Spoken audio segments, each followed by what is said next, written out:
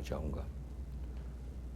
انہوں نے یہ کہا کہ جہاں تک کہ لال مسجد کی لیڈرشپ کا تعلق ہے، ان کے سربراہوں کا تعلق ہے، وہ تو سارے کے سارے آپ پارا سے کنٹرول ہوتے ہیں. میں نہیں سمجھا اس وقت کہ آپ پارا کیا چیز ہے. مجھے بعد میں معلوم ہوا کہ آئی ایس آئی کا وہاں پر سینٹر ہے. انہوں نے کہا کہ وہ تو آپ پارا سے کنٹرول ہوتے ہیں، لیکن ان کو جو مسئلہ بنا ہوا ہے وہ یہ ہے کہ جو وہاں کے طلباء ہیں اور وہاں کے لوگ ہیں وہ وہاں سے کنٹرول نہیں ہوتے. یہ ان کو مسئلہ بنا ہوا ہے. حقیقت یہ ہے کہ یہی تو معاملہ تھا. انہوں نے انہی کی تو صفائی کرنی تھی. انہوں نے 8-8 9-9 سال کی بچیاں جو ہیں انہی کی تو صفائی کرنی تھی، اور انہی کی صفائی کر کے جہاں سے بھی کریڈٹ مارکس ملتے ہیں کریڈٹ مارکس دینے تھے. تو یہ معاملہ جو ہے اس کے متعلق میں اس سے زیادہ اور کیا عرض کروں آپ سے. ہمارے یہاں جب کوئی ڈکٹیٹر آتا ہے تو قوم میں ایک جذبہ نظر آتا ہے، اور قوم کہتی ہے ہمیں سیاستدانوں سے نجات ملی، اور یہ جو ہے یہ ہمیں ہمارا نجات دہندہ ہے، یہ آگے لے کے جائے گا، اور قوم جو مٹھائی بھی بانٹتی ہے. اور پھر جب 5-6 سال گزر جاتے ہیں اس کے بعد قوم اس سے مایوس ہوتی ہے، بور ہوتی ہے، اور پھر ہمیشہ جو اس کا ایگزٹ ہوتا ہے وہ اس کو نہیں ملتا ہے اور بدنامی کے ساتھ وہ جاتا ہے. تو کیا معاشرہ نفسیاتی طور سے کنفیوز ہے؟ کنفیوز رہا ہے. یعنی جس انداز سے کہ ایوب خان کی آمد ہوئی، یا یحییٰ خان کی آمد ہوئی، یا ضیاء الحق کی آمد ہوئی، یا موصوف کی آمد ہوئی، پاکستان کے لوگ دے ور ٹیکن ان. اور اس میں کچھ سیاسی پارٹیوں کا بھی رول ہے کہ وہ سیاسی پارٹیاں جو کہ اپوزیشن میں تھیں انہوں نے مٹھائیاں بانٹیں. انہوں نے کہا کہ نجات دہندہ جو ہے وہ پرویز مشرف کی شکل میں آ گیا ہے. لیکن اب خدا نخواستہ کبھی ایسا ہوا تو یہ ہونے والا نہیں ہے. یہ بات تو ہم نے ہمیشہ جب کہی، جب بھی کوئی ڈکٹیٹر گیا تو ہم نے کہا اب خدا نخواستہ ایسا نہیں ہوگا، اب کوئی نہیں آئے گا. پھر کوئی نجات دہندہ خاکی بوٹ میں آ گیا. تو یہ تو ہمیشہ ہوتا رہا ہے. نہیں، میں یہ نہیں کہہ رہا کہ نہیں آئے گا، آ سکتا ہے. لیکن جس انداز سے کہ لوگوں میں ایسے لوگوں کو پذیرائی ملتی رہی ہے، اب وہ پیمانہ صبر جو ہے وہ لبریز ہو گیا ہے. اب وہ ہونے والا نہیں ہے. اب جو بھی آئے گا تو 4 مرتبہ اس قوم کو ایک ہی سوراخ سے ڈسا گیا ہے. مجھے یقین ہے کہ 5ویں مرتبہ اس سوراخ سے اس قوم کو نہیں ڈسا جا سکتا. آپ کی کبھی ذاتی سطح پہ ملاقات ہوئی پرویز مشرف سے؟ میں کبھی ذاتی سطح پہ ملاقات نہیں ہوئی. صرف ایک موقع تھا کہ جب میں اور یہ ایک ہی چھت کے نیچے اکٹھے ہوئے.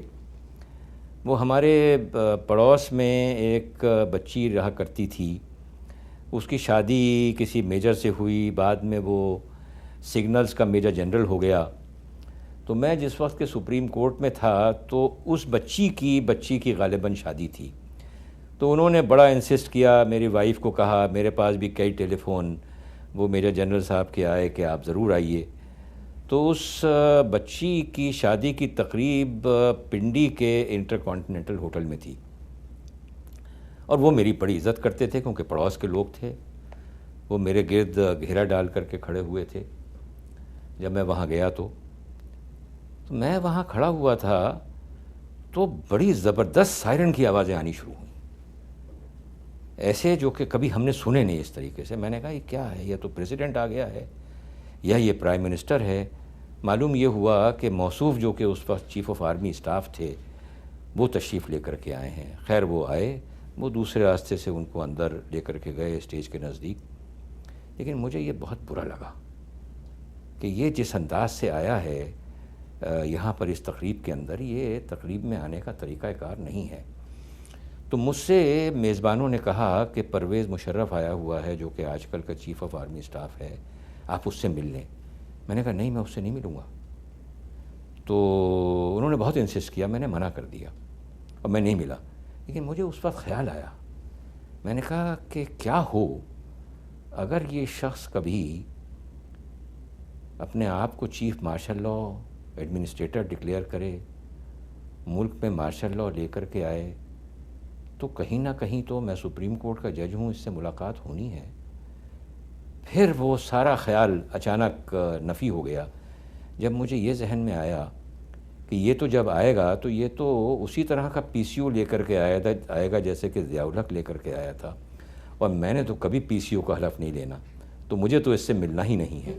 ایک آخری سوال، ہائپوتھیٹیکل کوسچن، فرض کیجئے آپ کی عدالت ہے، آپ جج ہیں، بیٹھے ہوئے ہیں، اور پٹیشن آتی ہے، کہا جاتا ہے کہ ملک میں انتشار نہ ہو اور کوئی ایسی گڑبڑ نہ ہو، جنرل مشرف کو جو ہے سیف پیسج دے دیا جائے، ملک سے بھگا دیا جائے، آپ کیا فیصلہ کریں گے؟ میں اس کیس کے اوپر صرف 2 لفظ لکھوں گا، بلکہ 3 لفظ، ناٹ بیفور می۔ میں یہ کیس نہیں سن سکتا ہوں۔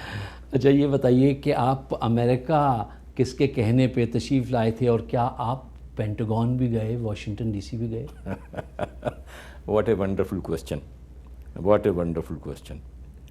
جہاں تک کہ میرا آنے کا تعلق ہے، وہ جس طریقے سے آپ جانتے ہیں کہ association of physicians of Pakistani origin اپنا والوں نے مجھے بلایا تھا، اور ان کا ذیلی ایک ادارہ ہے doctors for justice and democracy, غالباً ڈاکٹرز فار ڈیموکریسی نام ہے، لیکن جسٹس ضروری ہے اس میں۔